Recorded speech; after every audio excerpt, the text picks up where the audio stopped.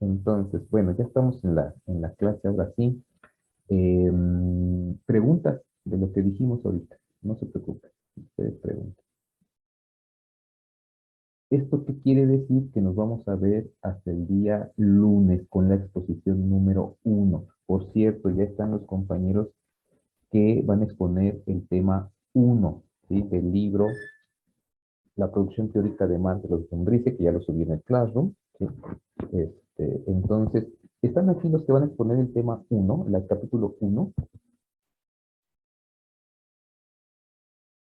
Están uno.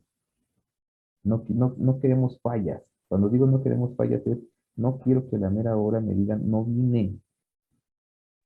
Sí, Sí, profesor, aquí ¿Sí? estamos. Eso, ya está. ¿Vale? Lee Citlali y no me acuerdo, ahí escuché otra voz, ¿no? yo, profe Iris. Iris, ahí está. Este, Pónganse a leer ya está el texto, el fin de semana, el viernes, y ahorita tienen tantas materias, tienen que ir a trabajar, lo que sea, el viernes a las 7 de la mañana se paran como si fuera la hora de la clase y se hacen su exposición. Los demás, los otros, el texto tiene que estar leído, compañeros, de lo contrario no van a saber de qué estamos hablando. Y a veces las preguntas, ustedes se van a dar cuenta, son bien raras, y son bien raras porque no leyeron. Las preguntas tienen que ser contundentes, ¿sí? Tienen que ser bien explicadas para que los demás lo entiendan y podamos entre todos eh, este, ir respondiendo. Pero si son preguntas que no tienen nada que ver con la lectura, compañeros, mejor no las hagan. Porque me ha tocado, siempre me toca cada semestre. Yo quiero saber qué pasa, cómo usted resolvería el problema de México con Argentina y Estados Unidos y el comercio, no sé qué. No tiene nada que ver con la lectura, nada que ver con la lectura. La pregunta es sobre el texto, en qué línea se está diciendo, ¿sí? Y dónde no se está entendiendo, y a partir localizamos esas líneas, esos párrafos, leemos y contestamos, ¿sí? Eso, para que no se nos vaya de las manos el tiempo, ¿no? Bueno, ¿preguntas sobre esto? Digo, apenas estamos como dando ideas. Los compañeros que van a exponer, ¿tienen alguna pregunta? Entonces las respondemos. Dice González Sierra, buenos días, ¿se tiene grupo de WhatsApp para el grupo?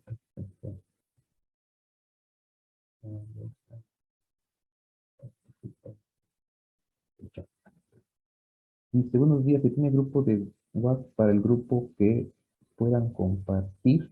Sí, ya está, si lo pueden poner aquí, alguien que lo tenga, yo lo tengo en el WhatsApp, pero si alguien que lo tiene, y si no, que lo puedan poner aquí ya para que el compañero se integre. Ahorita lo pongo, profe. Eso, gracias, Eva. Eh, Citlali, adelante. Entonces, la exposición va a girar en torno a una pregunta o varias que vayan de acuerdo con el tema. A ver, la exposición, ¿sale? La exposición es, nosotros, expositores, leemos el texto. Después de esa lectura que hicimos, planteamos en el texto que vamos a presentar en pantalla, eh, ahí exponemos las ideas del texto. ¿Qué es lo que nosotros nos vamos a encontrar cuando leamos ese primer capítulo, ¿no? El autor plantea este problema o se trata el capítulo de esto, en esencia está diciendo esto, las tesis centrales, las hipótesis o de lo que nos está hablando es de esto, y dentro de esa exposición, si son más hábiles, ¿no? Van a desarrollar ya sea un comentario, una crítica al final, ¿no? Es decir, nosotros vemos que esto es importante, vemos que aquí el autor no tiene consistencia, su teoría no sirve, en fin, creemos que podemos verlo a la luz de lo que hoy estamos viendo en tal lugar, ¿no? Para dar ejemplos y estos ejemplos ayuden a comprender la abstracción de los textos. Y al final de la exposición, los otros compañeros, todos los que están aquí y que ya tienen leído el texto, si no les quedó tan claro, que nos pregunten.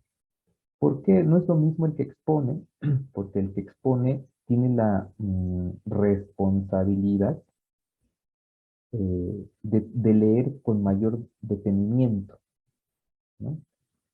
¿Por qué? Pues porque si llegan a preguntar algo, saber más o menos cómo por dónde responder. Y lo otro es que yo siempre voy a estar aquí. Si ustedes leyeron el texto como expositores y de pronto dicen, pues la pregunta que hizo el compañero yo la tengo igual porque, porque tampoco la entendí, no se preocupen. O sea, nosotros lo vamos a ir explicando. ¿Sí? ¿Esto te aclaré la duda, Citlali? Sí, profe, gracias. ¿Sí?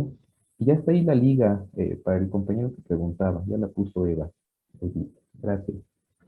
¿Alguna otra pregunta en torno a esto que estamos comentando, de las exposiciones, del trabajo que vamos a hacer de lectura el día viernes y de lectura y de preparación de exposiciones para el día? No hay pretextos, compañeros, ¿eh? No hay pretextos. Estamos tratando de trabajar de esta manera y tienen que hacer su mejor esfuerzo. ¿Quién más? ¿Alguna pregunta en torno a esto? ¿O alguna otra pregunta con respecto a otras cosas que no hemos todavía tocado temas de fondo, pero que estas cuestiones logísticas, para que vaya quedando claro, lo que no haya quedado claro, díganlo, para que, aunque lo tengamos que repetir, ¿eh?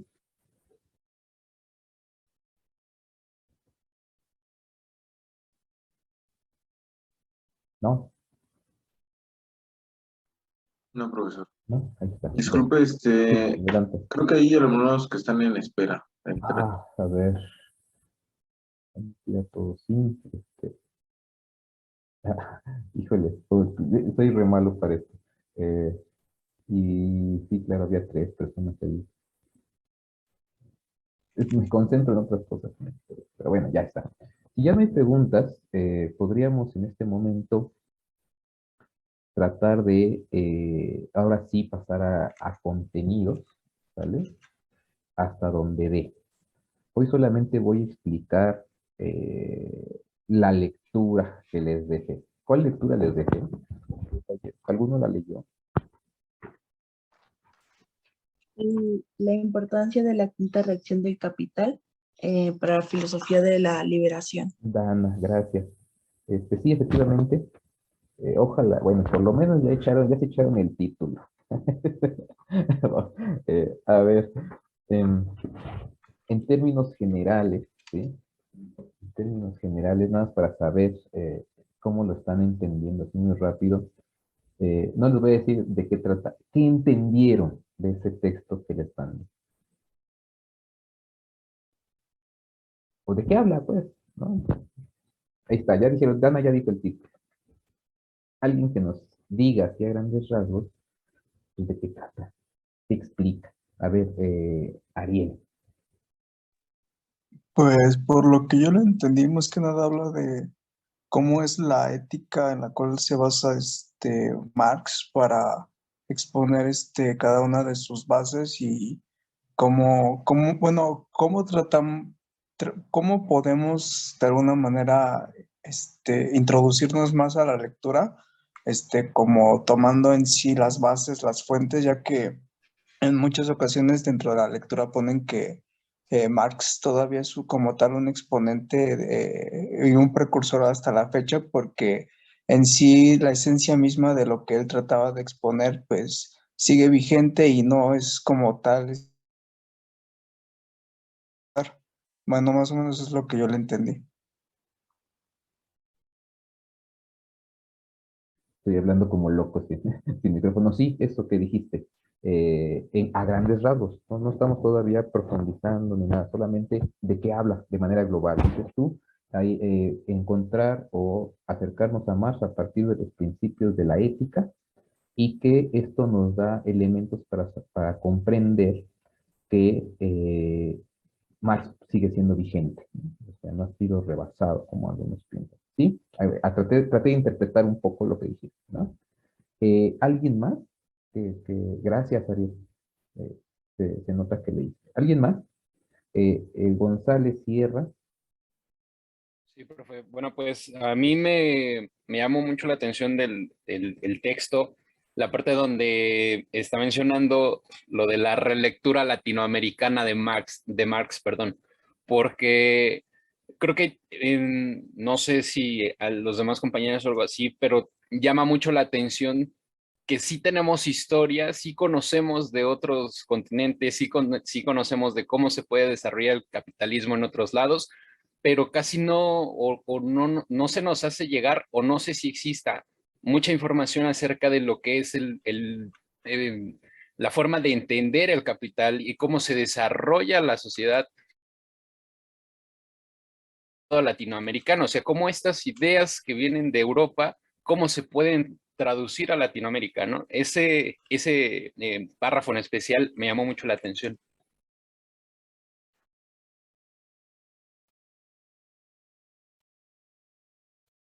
Se volvió a silenciar, profe. Perdón. Eh, Iris está también por ahí.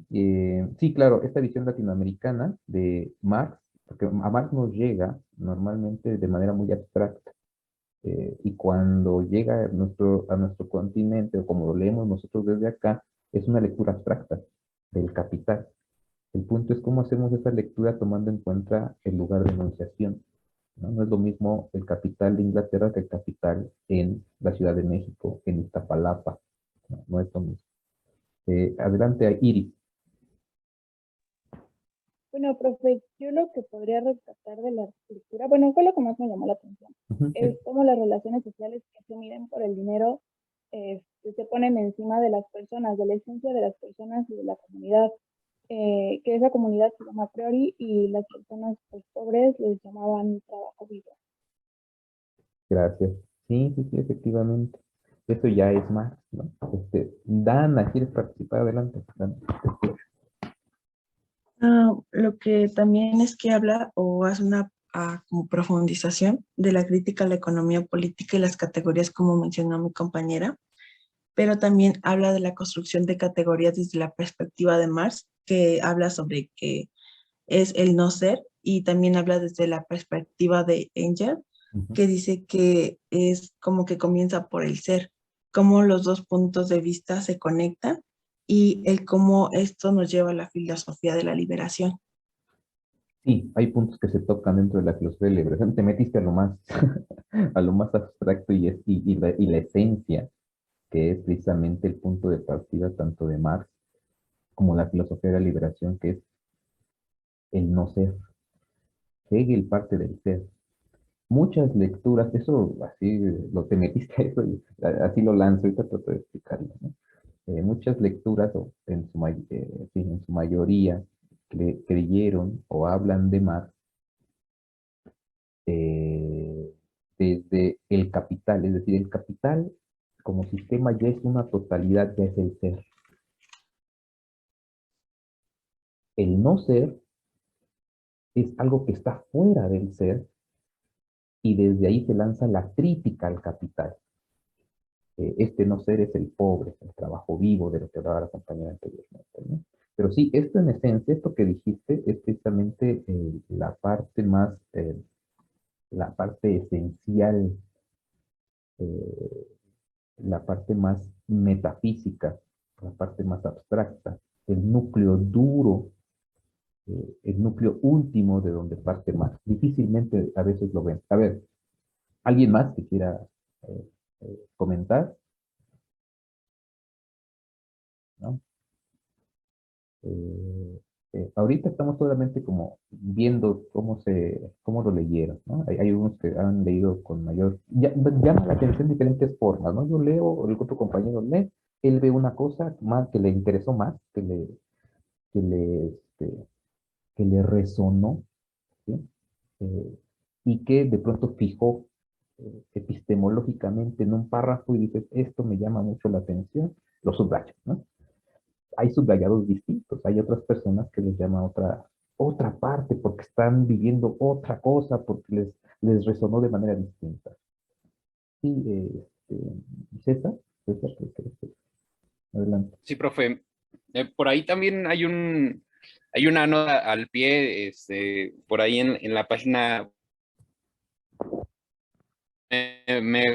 porque creo que es la descripción de por qué a veces el estrato más pobre de la sociedad no puede avanzar, ¿no? Que es el hecho que, por ejemplo, lo cita como el pobre es el excluido de la comunidad de comunicación. O sea, el pobre no puede trabajar, si trabaja lo explotan, no puede por ello consumir, y siento que es ahí realmente donde la sociedad está atorada, ¿no? Es el ciclo eterno del que todo mundo nos quejamos, pero tampoco tenemos forma a veces. Es que no se nos hace llegar tampoco. Ujú. Ahí está. Sí, claro, ahí está. Bueno, a ver. Es un mensaje. ¿Se te está cortando o yo estoy escuchando mal, eh?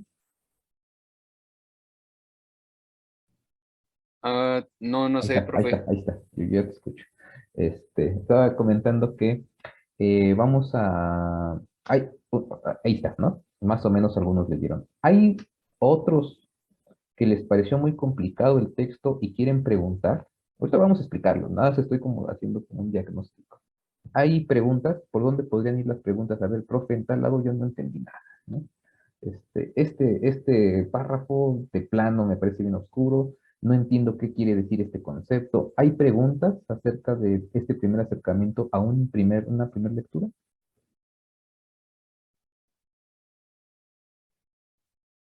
Sin miedo, compañeros, compañeros. Yo no creo que sea complicado comprenderlo, o sea, sí hay que releerlo para comprenderlo mejor, aunque a mí se me complica un poco lo de la lectura porque tengo que leerlo varias veces para comprenderlo mejor. Pero siento que es una lectura un tanto ligera y para hacer un primer acercamiento me pareció bien, aunque sí tengo que seguir leyéndolo. Bueno, eso. Preguntas específicas. Que Eva diga, a mí no se me complicó, está chido, ¿no? Está bien. Pero no todos somos Eva. Hay quien puede decir, admiro a Emma, pero yo no entendí nada, ¿no? Y sean honestos, compañeros, para que vayamos avanzando. Y algunos conceptos que se han necesario aclarar, ahorita vamos a ir explicando, pero quiero saber si hay alguien que de plano dijo, aquí no entendí nada, no sé de qué están hablando. Alguien con plena confianza, compañeros, compañeros.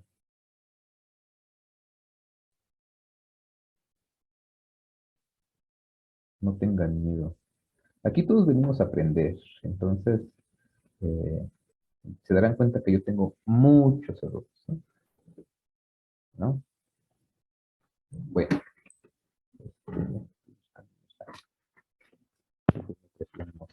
unos marcadores de la tuya. Bueno,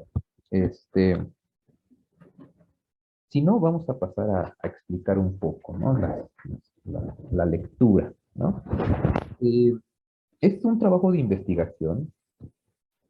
Parte de este trabajo está publicado en un libro que se llama La recepción de Marx en dos filósofos latinoamericanos, editado en Brasil de manera digital. Lo pueden, eh, lo pueden ver en línea, ¿no? Se publicó recientemente por la editorial Filos en Brasil. Bueno, ¿de qué habla el texto, no? Eh, se llama ¿Alguien podría explicar por qué le llamamos la quinta redacción del Capital, de los que leyeron? ¿Por qué ese título? Porque ya se le analizó varias veces, pero ahora se le está dando un enfoque diferente, bueno, otro, un quinto, digámoslo así, enfoque eh, en un punto de perspectiva diferente, o bueno, más cercano a nosotros, con más entendimiento, pues. Ese es un primer acercamiento. A ver, la quinta redacción del Capital 1862-1882, ¿no? Nosotros, como introductorio, ¿no?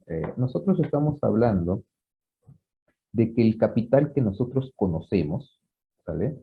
El capital, el textito, ustedes van a siglo XXI, se compran sus tomos del Capital, ¿no? Hay otra edición, me parece que es la de Acal, ¿no? No me parece mala.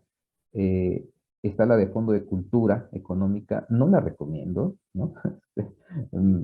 Sinceramente me parece que la de siglo XXI a lo mejor pues, soy más tradicional en el sentido de que ahí me parece que el aparato crítico que viene en el texto es importante. La de Akal me parece una traducción trabajada también, pero la que más se utiliza estándar, al menos lo que yo he encontrado con los que leemos a más, la estándar y la que me parece un acercamiento más mejor, ¿no? A la traducción del Capital y su desarrollo y su aparato crítico es la del siglo XXI, ¿no? Entonces, por si quieren. Cuando nosotros nos acercamos a este texto, El Capital, y lo leemos, pareciera ser, es un libro acabado, sin duda. Sin embargo, en la lectura se menciona históricamente, el texto es el único que Marx logra trabajar para la imprenta. Este texto de Marx le llevó por lo menos 10 años, porque se publica en 1868. Sin embargo, nosotros hemos encontrado en el trabajo de Marx la división de una etapa que le llamamos la etapa madura.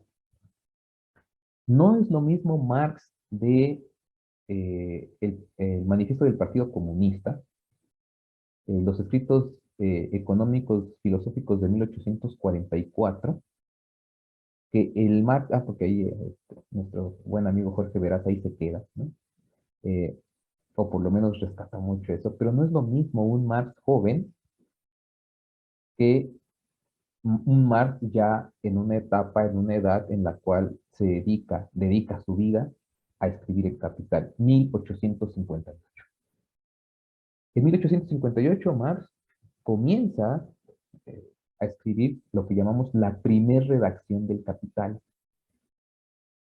Entonces, cuando llega a escribir el Capital, ya pasaron 10 años. Cuando ya se va a publicar el Capital, ya pasaron 10 años. Y él comienza a hacer la investigación del Capital en 1858. ¿Sí? Esta es la primera redacción y estos textos se conocen como los Grundrisse en alemán, los fundamentos, los principios fundamentales, la esencia, el punto de partida, los Grundrisse, es la primera redacción del Capital. Y en esta época, de 1858 a 1857, del 57 al 58 es un año. Este año que escribe estos escritos es donde va a descubrir, digamos, o creemos que lo que deja la historia de la humanidad. Es el descubrimiento más importante de toda su vida, ¿sí? Y que va a dejar,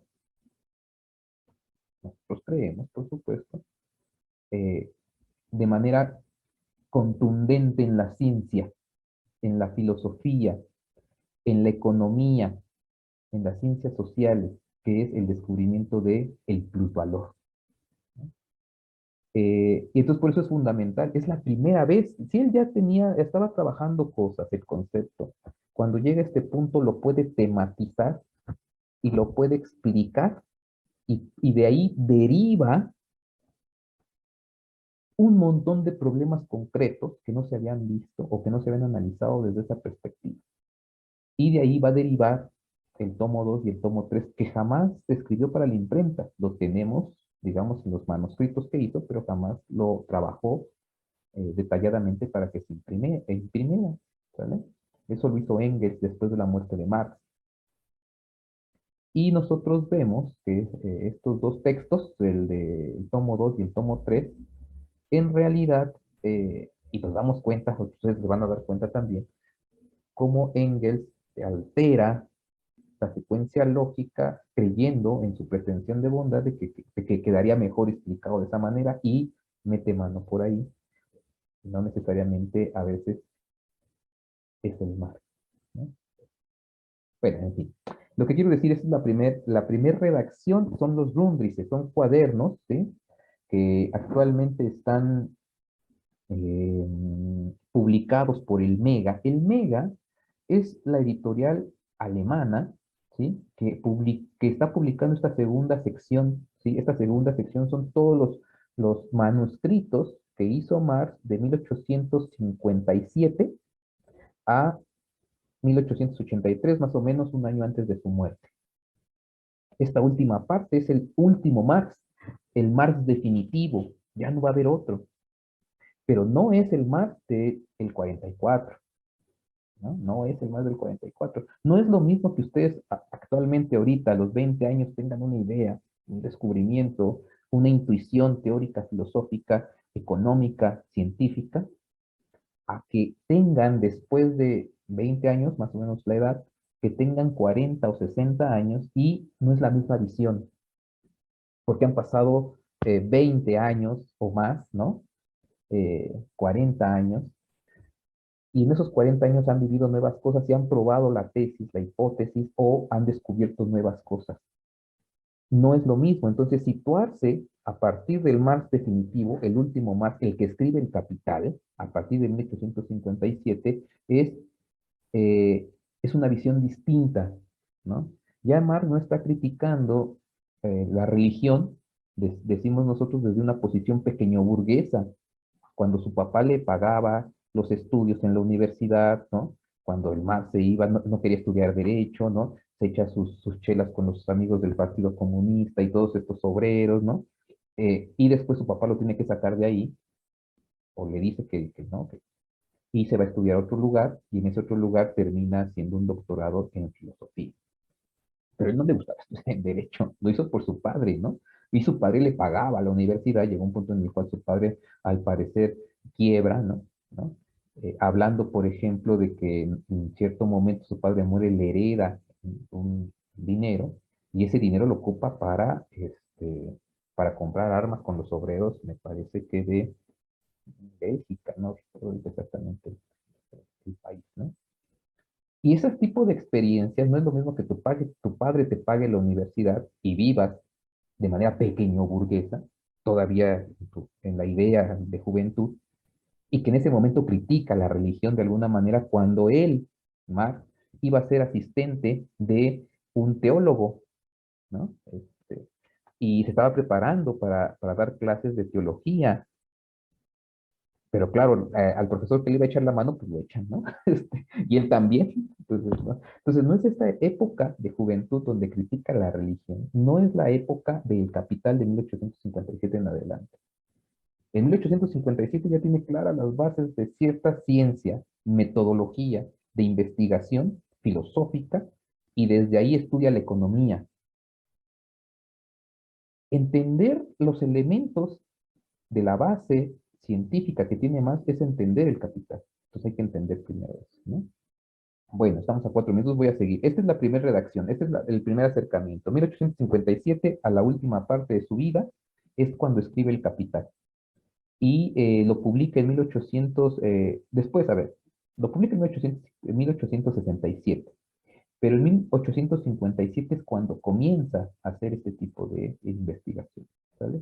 Después van a venir otros manuscritos, porque va a cerrar o va a decir, hasta aquí dejo el manuscrito de los Grundrisse, que es este que vamos a revisar, un comentario a los Grundrisse, y va a hacer una nueva redacción. De esos apuntes de los Grundrisse, va a hacer una nueva redacción, va a aprovechar lo que más desarrolló y va a tratar de dar aportes a partir del descubrimiento del plusvalor.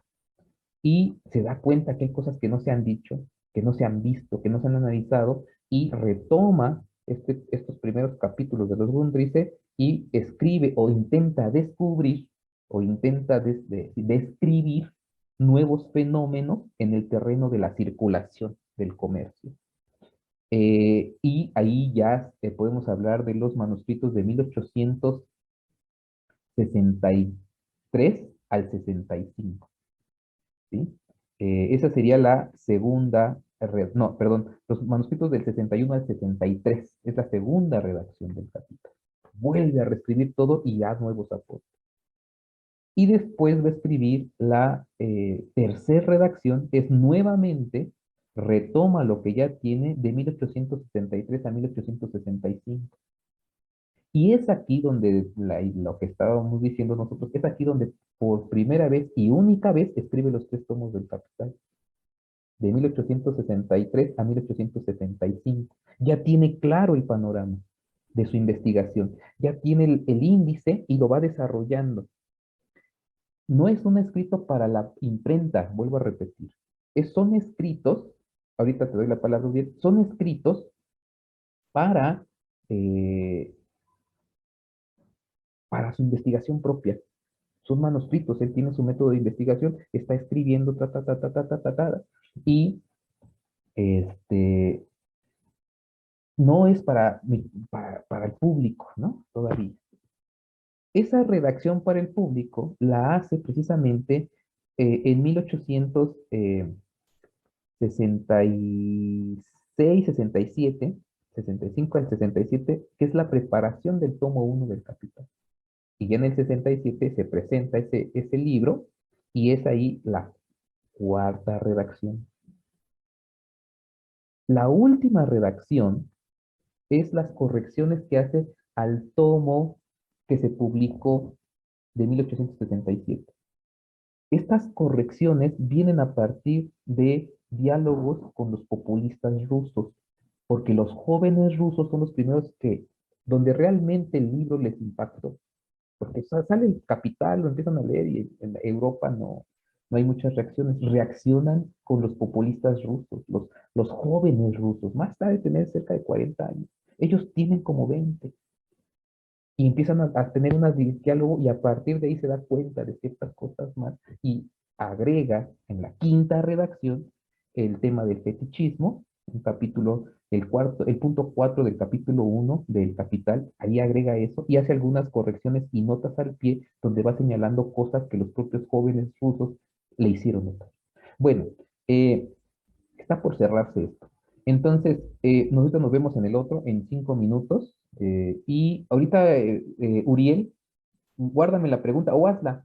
Y ahorita la vamos pensando. ¿Qué es lo que querías preguntar, Uriel? No, solo le quería decir que había alguien esperando, me parece, pero ya va a acabar.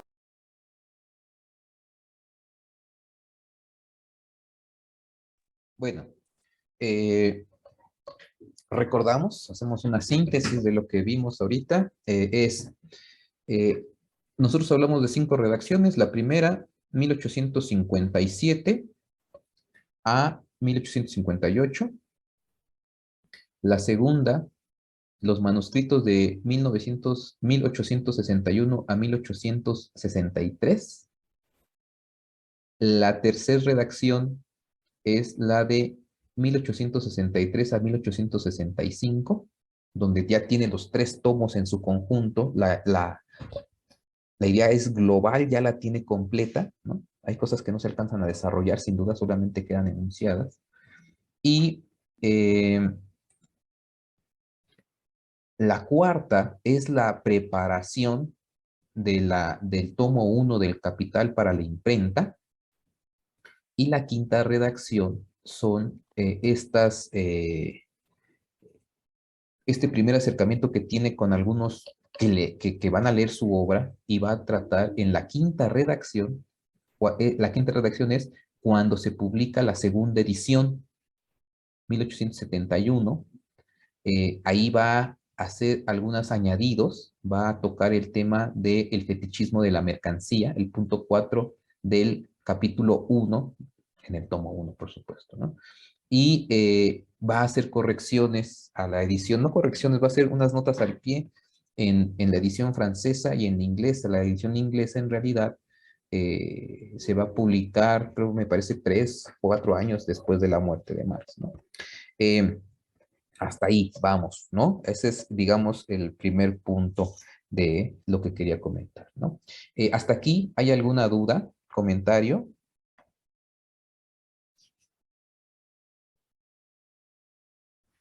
No, profe. ¿No? Ahí vamos. Sí es lo que viene en la lectura, ¿no? Bueno, ¿qué podemos decir de todo esto? ¿Por qué es importante, que es parte del título, por qué es importante la quinta redacción del Capital para nosotros? Ya lo comentaba, cuando se publica el Capital va a llegar a diferentes partes de Europa, pero los populistas rusos son los que van a tomarlo con más seriedad. ¿Por qué? Pues quizás porque en ese momento los anarquistas y los jóvenes ya están preparando lo que va a ser más tarde para el 17, la revolución bolchevique, ¿no? Eh, Hay que recordar a Lenin y el hermano de Lenin, ¿no? Que el hermano de Lenin me parece era anarquista, militaba en uno de estos grupos, ¿sí? Em, No sé y si trabo. ah,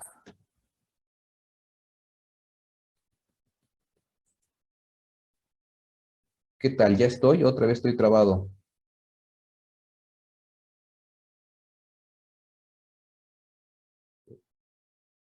Pasó algo, ¿verdad? ¿Se me escuchan? Ahora sí, ¿Todo profe. bien? Sí, profesor, ya lo escuchamos. ¿En dónde me quedé? Yo sigo hablando y no sé por qué me quedé. Dijo que cuando empezó la revolución, no sé qué. Ahí se quedó. Cuando Solo empezó eso. la revolución. La revolución bolchevique, supongo, ¿no? Este, a ver. Estos personajes, ¿sí? Los populistas rusos son jóvenes, ya lo había dicho. Son jóvenes eh, que leen la obra con seriedad de Marx y le hacen comentarios. Uno de esos comentarios es de Danielson. Es el primero que entabla conversación postal con Marx. Y él plantea si esto, y esto lo quisieron implementar los rusos, él plantea si es necesario o es posible, dentro de esta teoría de lo que está planteando Marx, pasar del, del feudalismo, de un sistema semifeudal, feudalista todavía, muy del campesinado ruso, a el socialismo sin pasar por el capitalismo. ¿Qué impresión tuvo Marx de esto? Porque no lo había considerado Marx jamás, ¿no? Y a partir de ahí, él se interesa en ver qué está pasando en Rusia, porque no lo contemplaba, y se da cuenta que la historia que está desarrollando y que tiene instaurada en el inconsciente es de herencia hegeliana. Esta herencia hegeliana donde dice que, que es como una herencia que dice que la historia va del este al oeste, ¿sí? Es decir, de China hacia Europa, y es en Europa donde se dan los grandes descubrimientos, es el fin de la historia, dice Hegel, Europa, Occidente, este lugar es el fin de la evolución del conocimiento, de la ciencia, y somos lo máximo, dicen los europeos, y más Hegel, que es un sujeto, que es un alemán, y Marx es heredero de este tipo de concepción de la historia. Entonces, cuando se habla, por ejemplo, de Rusia, Rusia era una especie de periferia de Europa misma, y que estaba precisamente en el este, ¿no? Entonces, eh, eran los atrasados, los que ya habían sido superados, ¿no? Esa es la visión que tiene, estoy siendo muy burdo, pues, pero es la visión que tiene más a grandes rasgos de manera inconsciente, porque es la que la aprendió.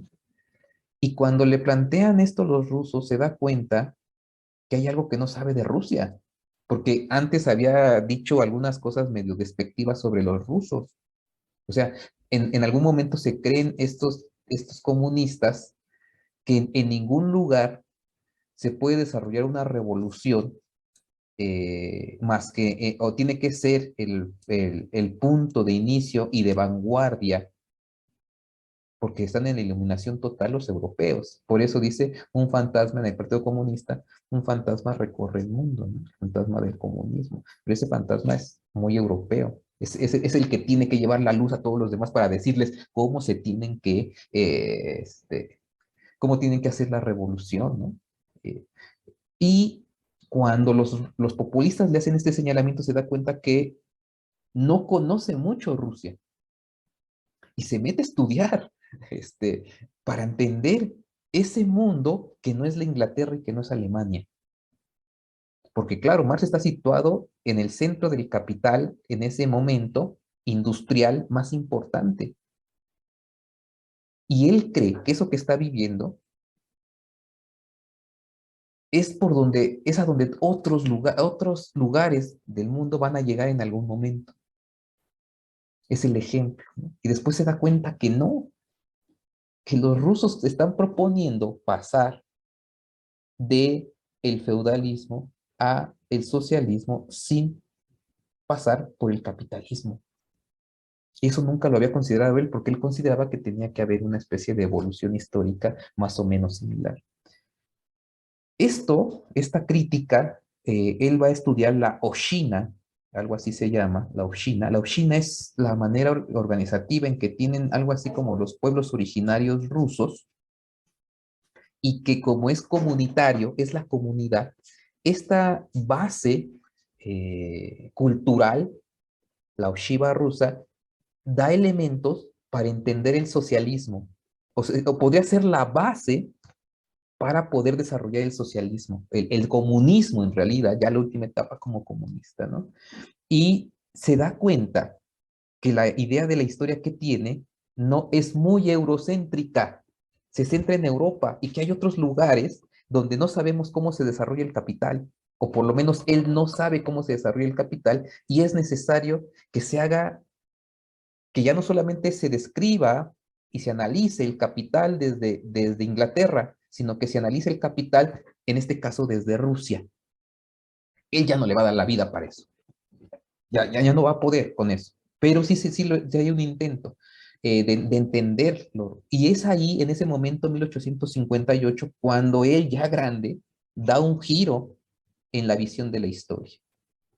Esta visión de la historia hacemos analogía porque puede ser que América Latina, México, ¿no? Ciudad de México, Iztapalapa, o cualquier periferia, ¿no? de la que sea, pueda, desde el lugar donde esté, desarrollar nuevas categorías a partir del fundamento teórico que arrojó el tomo 1 del Capital, que eso es lo que Marx pretendía, dejar un fundamento, una base sólida teóricamente hablando, para que después se desarrollen los problemas concretos. Se analicen los problemas concretos. Y es lo que deja Marx, ¿no? Entonces, ¿qué quiere decir esto? Los populistas rusos y la visión de la historia son elementos que no dañan el núcleo duro de su teoría, que es la idea del valor y el plusvalor. Entonces, no se altera en nada la teoría del valor y del plusvalor. Lo único que se modifica es la manera de entender la historia. Pero esta manera alterada de entender la historia da la posibilidad o abre la puerta de estudiar el capital ya no desde Inglaterra, sino desde otras regiones. Esa es la tarea que deja a los rusos.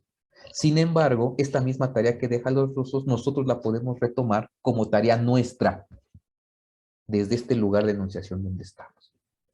Por eso es importante la quinta redacción del Capital. ¿Sí? Porque en esta quinta redacción del Capital, Marx, por lo menos en la edición de Francia, dice en una nota al pie, nosotros lo que estamos haciendo, esta exposición del Capital del tomo 1, es válida para Europa, abriendo la posibilidad de que puede haber otra manera de entender el capital en otras regiones. Porque él está en Inglaterra. Lo que él está diciendo es, yo estoy viendo el capital central, industrial, mundial, desde Inglaterra. Pero no alcanza a ver, digamos, no lo dice explícitamente, digamos, con su comentario en la nota al que está diciendo, hay otras maneras de entenderlo, pero que a él no le va a alcanzar la vida. Y esas es las últimas partes que le añade a la segunda edición del Capital y la edición francesa e inglesa, estas partecitas que añade son las que son fruto del diálogo y la desestructuración que él tiene de la historia heredada de Hegel. Y da la posibilidad de abrir el horizonte en base al propio texto del Capital y su descubrimiento, como ya dije, central, que era el tema del valor y el plusvalor. Por eso su importancia, ¿no? Por eso así se titula el texto, la importancia de la quinta redacción del Capital. ¿Sí? Bueno, esto nos abre la posibilidad de hacer una investigación y un desarrollo del capital desde las periferias. En este caso, la periferia, dice Dussel, ya como tal, desde Latinoamérica, ¿no? Bueno, ¿Hasta ahí preguntas? ¿Comentarios? ¿Dudas? No, profe, todo bien. ¿Todo bien? ¿Alguien que tenga algún comentario, alguna duda? Algo que no esté quedando claro de lo que haya dicho. Todo bien, profe. ¿Sí?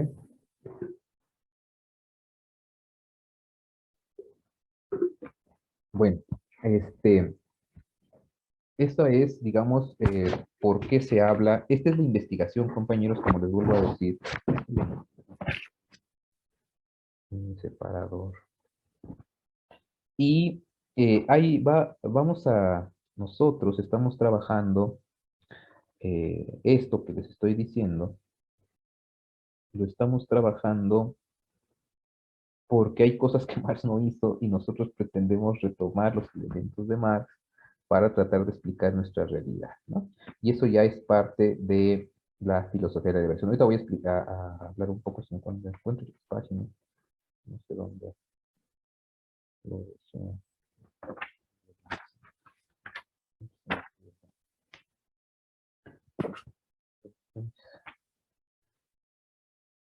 Preguntas, compañeros. 165. Ahí está. Entonces, ahí está ya la periodización de las 4 redacciones del Capital, de por qué la importancia y el viraje de la historia, que ya hablamos. Y bueno, vamos a tratar de explicar cómo está entendiendo un poco las tesis centrales, ¿no? Desde la filosofía de la liberación. Bueno, Dussel, ya el autor, ya no más. Dussel, en 1983, 100 años después de la muerte de Marx, hay que recordar que Marx muere en 1883. Dussel, en 1983, se da cuenta, o más bien logra desarrollar, tener recursos, le apoyan un recurso para hacer una investigación filosófica, ¿no? Él se dedica a la investigación, llega a México en 1975, en agosto, después de que en 1973 le ponen una bomba en su casa.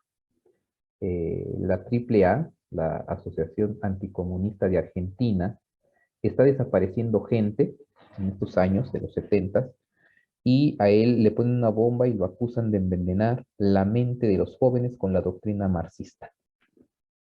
Él llega a México diciendo ya saben, con el temor de que lo asesinen, dice, pues yo ni marxista era, ¿no? Yo era un filósofo que daba mis clases y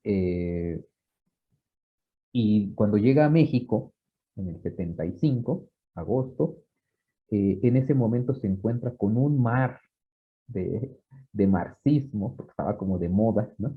En las universidades. Un marxismo muy altusteriano, ¿no? Todos leen Marx. En la Facultad de Filosofía y Letras, donde se estudia, pero en todos lados, se habla de Marx, de Marx, de Marx, se llenan la boca de Marx. Entonces Dussel llega a Argentina y dice, bueno, yo conozco a Hegel, ¿no? Porque había hecho un estudio de Hegel en sus años de juventud. Hay que recordar que él se fue 10 años a Europa y estudió en Alemania, en una parte de Alemania, estudió primero en España, se va a Francia, tiene una instancia de trabajo también de investigación en Alemania. Ahí conoce a su esposa, ¿no? Con la que se casa toda la vida, tiene 2 hijos, y después regresa a Argentina, ¿no? Y de Argentina viene este momento político y llega a México, ¿no? Y él había tenido un trabajo bien importante de Hegel, porque a él le interesaba trabajar la dialéctica, el método. Y cuando llega dice, bueno, vamos a estudiar a Marx, vamos a discutir con todos los que son marxistas en México. Y dice, partamos de Hegel para entender a Marx. Y entonces, más o menos así, siendo muy ridículo lo que estoy diciendo en el sentido de que es más complejo, pero lo reduzco de tal manera que le dicen, bueno, si tú estudias a Hegel, es porque eres sacerdote. La única filosofía es la ortodoxia, ¿no? La única filosofía, el único pensamiento, la única filosofía real es la marxista. Y Y si tú no lees a Marx, entonces no eres filósofo. Si tú lees a Hegel, eres más bien como un sacerdote, un teólogo, ¿no? Eso es especulativo, ¿no? Así la ortodoxia marxista, ¿no? Y Dussel dice, bueno, vamos a entonces a leer a Marx, de Marx mismo, y empiezan a estudiar la obra por ahí de 1900, en 1973, 77, después de que concluye, digamos, su periodo de la filosofía de la liberación, la construcción de la filosofía de la liberación, ese marco categorial que utiliza para entender la realidad, que le llama filosofía de la liberación, que son 6 categorías en el marco, digamos, lo utiliza, ese marco epistemológico lo utiliza para leer a Marx como había leído a Hegel y otros, a Schelling, a Aristóteles, a Tomás de Aquino. Entonces lo utiliza para leer a Marx. ¿Cómo es ese método? Desde los primeros escritos, por ahí del bachillerato, empiezan a estudiar y hasta su muerte. Todo consecuencia, es decir, el primer texto, el segundo texto, todo lo leen, pero él lo está leyendo en alemán.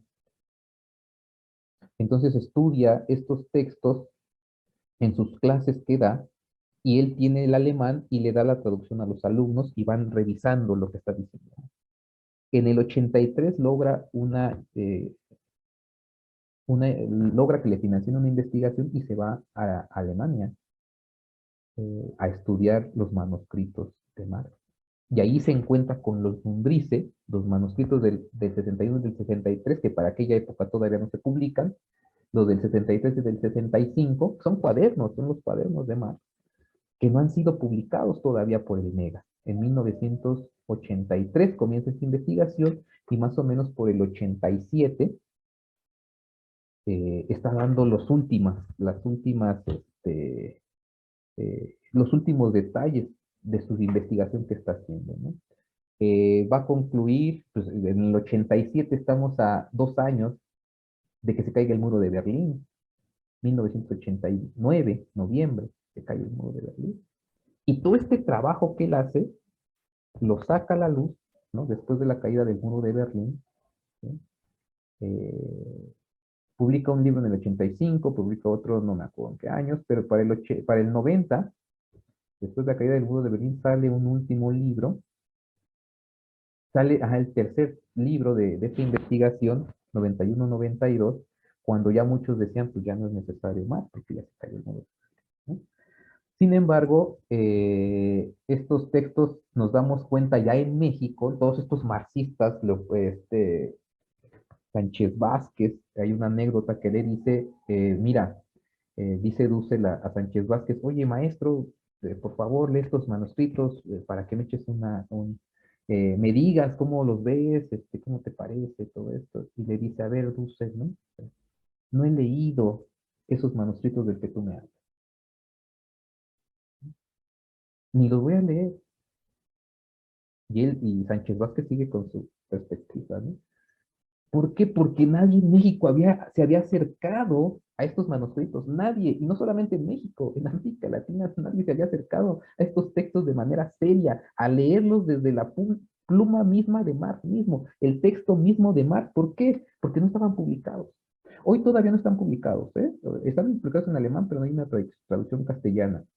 En el caso del manuscrito del 63 y del 65, y en el caso de los del 61 y del 63 están publicados algunos traducidos en un libro que se llamó Teorías del Pluralismo. Pero de ahí en fuera no había un comentario, era el primer comentario que se hacía de este tipo de manuscritos a nivel mundial. Entonces ya en México, todos aquellos que le criticaban, ¿no? Después de haber trabajado a Hegel, y si no entiendes a Hegel, no entiendes a Marx. Ese es uno de los puntos fundamentales. Si no se entiende la dialéctica hegeliana, difícilmente se entiende el proceso del capital, porque todo es dialéctico. Va de categoría en categoría en una crítica de la economía política. Y si no se entiende eso, difícilmente se entiende a Marx. Entonces, en México se empezó a dar cuenta de que había una lectura deficiente, muy soviética, muy dogmática, que decían de Marx cosas que Marx nunca dijo y que interpretaban a Marx de una manera extraña, ¿sí? Por ejemplo, la onceava tesis sobre Feuerbach era: los filósofos hasta la fecha solamente han hecho interpretar al mundo, de lo que se trata es de transformarlo. ¿Y cómo interpretaron eso? De que había que dejar la filosofía y empezar a hacer sociología, empezar a hacer economía, empezar a hacer otras ciencias y ya sin filosofía. Haciendo una lectura detallada además podemos entender esta tesis de otra manera. La filosofía, hasta la fecha, solamente ha hecho interpretar el mundo. Es decir, la filosofía especulativa de Hegel y de los idealistas alemanes, Schelling, Fichte, ¿no? Kant, solamente se han abocado a interpretar el mundo así, por eso le llama la filosofía especulativa. El ser, el desarrollo del ser, dice Hegel, ¿no? ¿Qué es el ser? ¿No? ¿Qué diablos es eso? ¿Cómo lo podemos ver? El espíritu absoluto que mueve la historia, el ser mismo que se desenvuelve para que llegue a Europa el conocimiento y la luz. Nosotros somos la revelación y todos los demás pueblos tienen que seguir nuestro camino para que sean modernos como nosotros.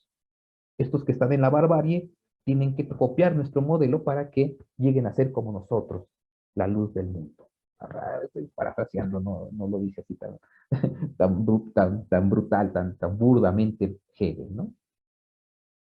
Y dice Marx, esta especulación del ser, investigación del ser, que quién sabe qué sea eso, abstracta, no quiere decir que no nos interese. Está bien el ser, ahí déjenlo. Lo que nos interesa a nosotros, como proletarios, es hacer un tipo de filosofía distinta. Por eso, cuando dice, Naceba tesis, los filósofos hasta la fecha solamente han hecho interpretar el mundo, se refiere a esta filosofía especulativa de Hegel, de Kant, de todos ellos, los idealistas. De lo que se trata es de transformarlo. Quiere decir que se requiere un tipo de filosofía que transforme la realidad. Ese tipo de filosofía no está en los filósofos especulativos como Hegel.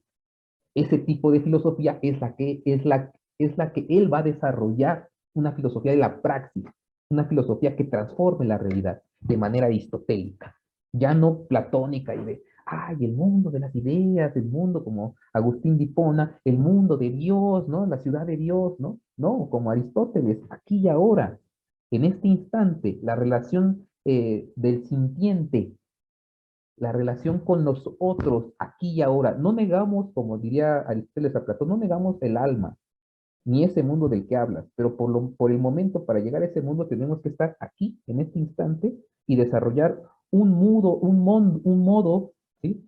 Una manera de poder pensar la realidad, tener una vida práctica, ética, que nos ayude a que el alma se nos desarrolle, diría Aristóteles a Platón. Lo que diría Tomás de Aquino a Agustín de Hipona es lo mismo. La ciudad de Dios de la que hablas, pues está ahí, está chido, qué bueno. Pero para llegar a esa ciudad de Dios, primero tenemos que tener un comportamiento ético, real, de justicia aquí en la tierra. Muy aristotélico. Y es lo mismo que va a plantear Marx en esta línea aristotélica tomista. Es decir, el desenvolvimiento del ser, la dialéctica del ser de la que habla Hegel, está bien, no la vamos a negar.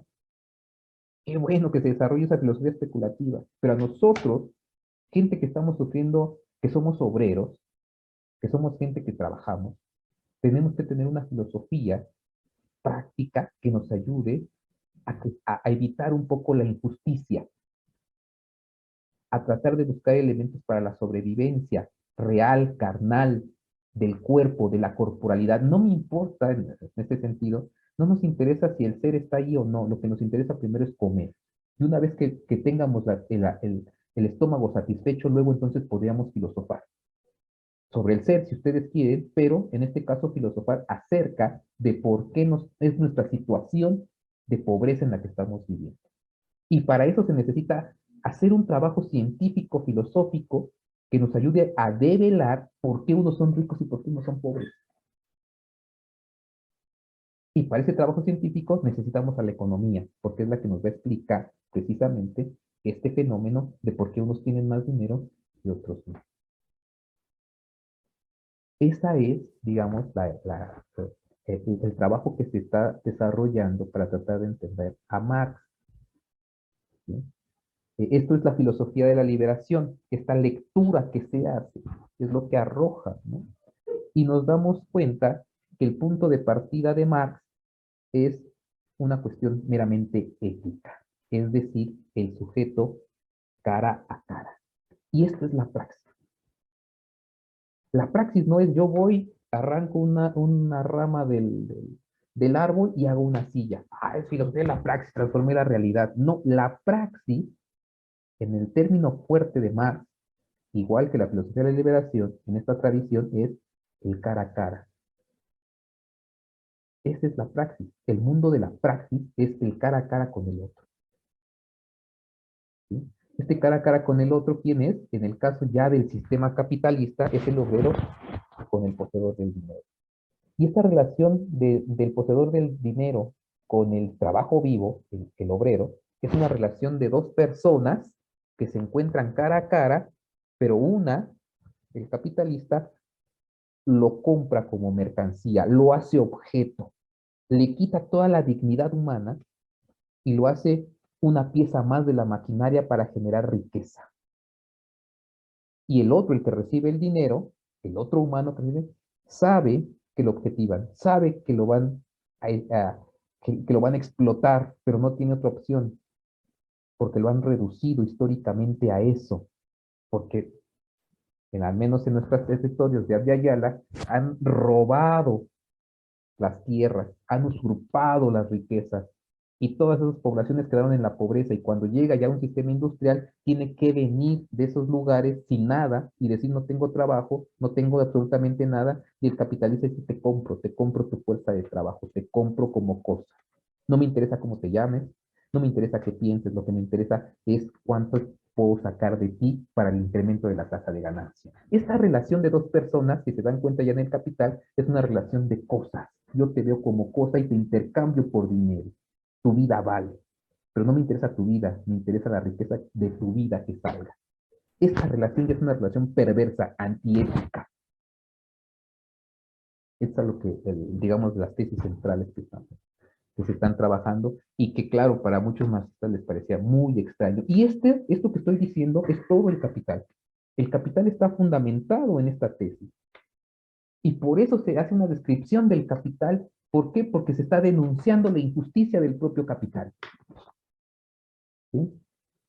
Es un acto de robo y estás robando vida a las personas, estás objetivando a alguien, un alguien que no es un algo, es un alguien éticamente hablando, con todo su misterio, lo que eso es, y lo estás haciendo objeto, lo estás inferiorizando.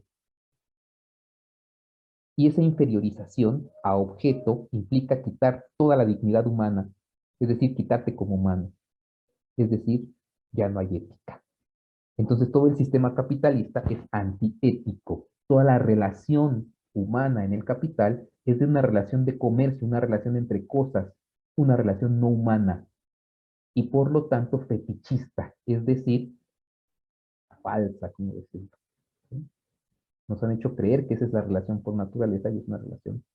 Son relaciones de producción, relaciones de comercio falsas, es decir, antihumanas, antiéticas.